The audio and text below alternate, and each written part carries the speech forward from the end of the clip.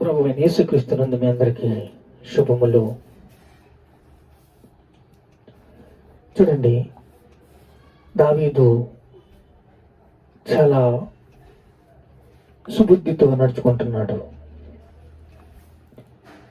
వినయం గల మనస్సు ఉంది, సాత్వికమైన హృదయం ఉంది. దావీదు ప్రవర్తన అంతా కూడా చాలా దీనత్వంతో నడుచుకుంటున్నాడు. 2 శామ్యూయల్ 3వ అధ్యాయము 1 నుంచి, సౌలు కుటుంబకులకు దావీదు కుటుంబకులకు బహు కాలము యుద్ధము జరుగుగా దావీదు అంతకంతకు ప్రబలెను, సౌలు కుటుంబము అంతకంతకు నీరసలెళ్ళెను. సౌలు కుటుంబంకి అంతకంతగా నీరసించిపోతుంది. రాజండి, రాజాధికారం ఉంది, కానీ సమాధానం లేదు. ఈరోజు సమాధానము కావాలి, దేవుని ప్రేమ కావాలి. ఉద్యోగంలో కావచ్చు, ఇతర బిజినెస్, ఏ పని చేసినా సమాధానం కావాలి. కానీ ఐశ్వర్యవంతులు వర్ధిల్తారా? వర్ధిల్లరు. డబ్బుంటే సుఖంగా ఉంటారా? ఉండలేరు. దేవుడు తోడుగా ఉంటే సమాధానం ఉంటుంది. దేవుడు తోడుగా ఉండాలని కోరుతున్నాడు. దేవుడు తోడుగా ఉండాలని, దేవుడు కుటుంబము, దేవుడు మనస్సు కలిగి ఉన్న కుటుంబము ఎవరిది? దావీదుది. దావీదు బహు వినయంగా దేవుని సన్నిధిలో ప్రార్థన చేసి, నేను ఎక్కడికి వెళ్ళాలి ప్రభు అంటే, హెబ్రోన్కి వెళ్ళు. హెబ్రోన్కి వెళ్ళాడు. హెబ్రోన్కి వెళ్ళిన దావీదు ఒక 400 మందితో నాయకుడయ్యాడు. అలా నాయకుడైన సమయానికి, నాయకుడయ్యి ఉన్నప్పుడు అమాంతంగా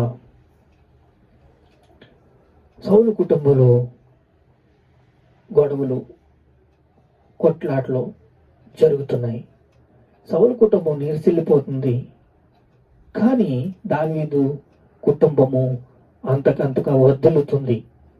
ఈరోజు డబ్బుంటే సుఖం ఉండదు, డబ్బుంటే సమాధానం ఉండదు, డబ్బుంటే డైవర్స్లు ఎక్కువ జరుగుతున్నాయి. ఎవరికి? డబ్బున్న వాళ్ళ ఇంట్లోనే. ఉద్యోగం ఉంది, సమాధానం లేదు. ఐశ్వర్యం ఉంది, ఆస్తి ఉంది, కానీ ప్రేమ లేదు. ఎవరింట్లో దేవుని ప్రేమ ఉంటుందో, ఎవరు వినయ మనసు కలిగి ఉంటారో, ఎవరు దేవుని సహవాసం చేస్తారో, ఎవరు దేవుడు మందిరంలోకి సహవాసం చేస్తారో, దేవుడితో నడవాలని ఆశిస్తారో, వాళ్ళకి సమాధానం ఉంటుంది. దేవుడు తోడుగా ఉంటేనే కానీ ఈ సమాజంలో బతుకుతాం కష్టం. ఎందుకంటే చాలా మార్పులు వచ్చేసినాయి. సెల్ ఫోన్లు వచ్చినాయి, చాలా మార్పులు వచ్చినాయి. అంధకారం ఉంది, ఐశ్వర్యం ఉంది. నేను ఎలాగైనా జల్సాగా బతకచ్చు అంటే డ్రగ్స్,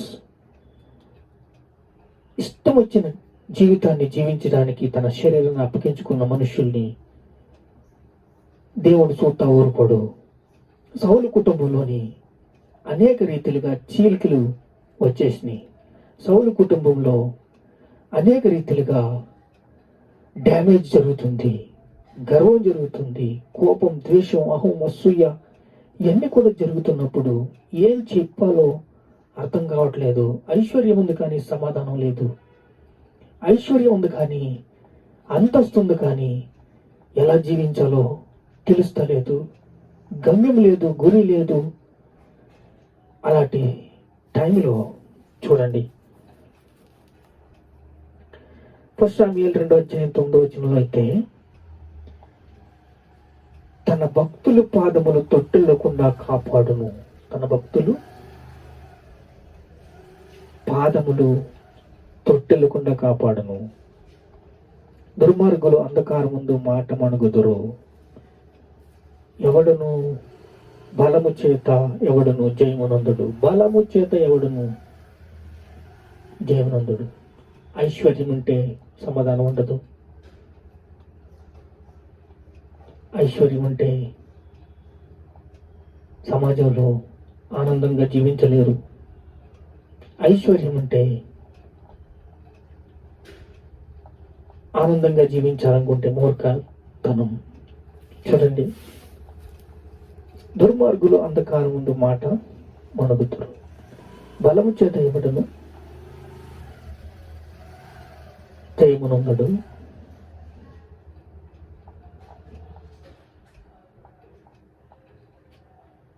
సౌలు కుటుంబకులకు దావీదు కుటుంబాలకు బహు కాలము యుద్ధము జరగగా దావీదు అంతకంతకు ప్రబలెను. వినయ మనస్సు,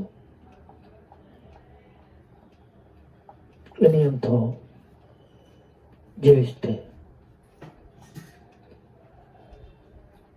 సాత్వికంతో జీవిస్తే ఈరోజు దావీదులాగా అనేక మంది ఉన్నారు. కానీ సౌలు కుటుంబానికి చేరిన వాళ్ళు అనేక మంది ఉన్నారు.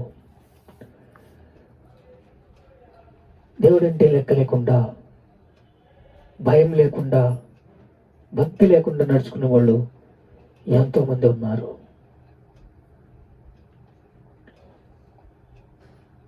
నాలుగు 400 మందికి అధిపతి అయిన దావీదు, హెబ్రోనులో జీవిస్తున్న దావీదు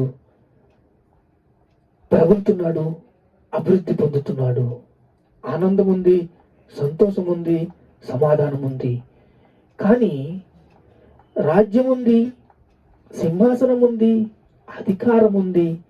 కానీ సౌలు కుటుంబాలకి ఏముంది? గర్వం ఉంది.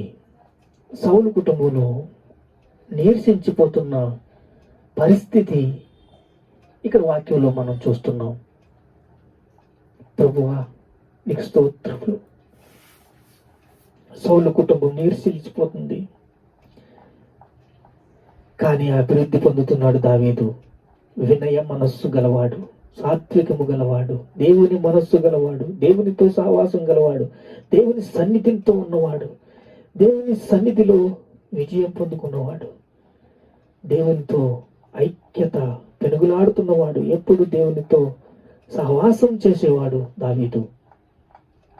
కానీ 400 మంది ఉన్న హెబ్రోన్లో జీవిస్తున్న నాయకుడిగా, 400 మందికే నాయకుడిగా ఉన్న తక్కువలో నమ్మకంగా ఉన్నవాడు ప్రతి ఎక్కువలో నమ్మకంగా ఉంటాడని చెప్పాను ఆయన. ఈరోజు సౌలు కుటుంబంలో సమాధానం లేదు. ఐశ్వర్యవంతులు ఉన్నప్పటికీ సమాధానం లేదు. ఆస్తి ఉన్నప్పటికీ డైవర్స్, ఆస్తి ఉన్నప్పటికీ డ్రగ్స్, ఇలాగ అనేక దుర్మార్గ పనులన్నీ కూడా ఐశ్వర్యవంతుల్లో వచ్చేసింది. సమాధానం లేదు. దేవుడితో ఐక్యంగా ఉన్నవారికి ఏ కొదవ ఉండదు. కానీ దేవుడిని విడిచిపెట్టిన వాడికి చాలా చాలా దుర్భర పరిస్థితి తీసుకొస్తుందని ప్రభువా దేవుడు వాక్యం సెలవిస్తుంది. దేవుడు వాక్యానుసారంగా నడుచుకునే భాగ్యం మాకు దయచేయండి. దేవుడు వాక్యంలో నీరు కట్టి ఫలింపు చేసే కృపను అనుగ్రహించండి. నీకే సమస్త మహిమ ఘనత ప్రభావం చెల్లిస్తున్నాం తండ్రి. ఆమేన్.